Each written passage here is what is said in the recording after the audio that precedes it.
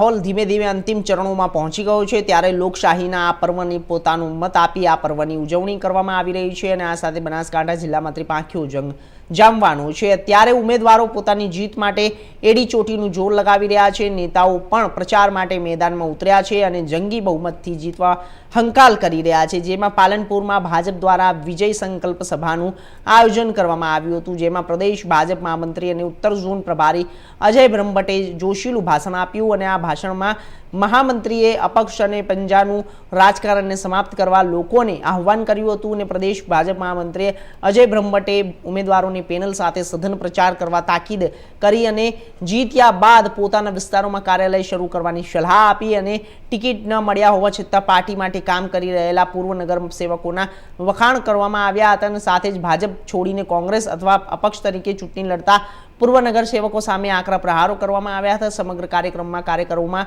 ભારે ઉત્સાહ અને જીતનો માહોલ વિશ્વાસ જોવા મળ્યો હતો। પાલનપુરના ધારાસભ્ય અનિકેત ઠાકરના પણ વખાણ કર્યા હતા અને આ પ્રસંગે પાલનપુરના ધારાસભ્ય અનિકેત ઠાકર, શહેર ભાજપ પ્રમુખ પ્રશાંત ગોહિલ, પૂર્વ ધારાસભ્ય મહેશ પટેલ સહિત મોટી સંખ્યામાં ભાજપના હોદ્દેદારો, કાર્યકરો અને ચૂંટણીઓ લડતા ઉમેદવારો હાજર રહ્યા હતા।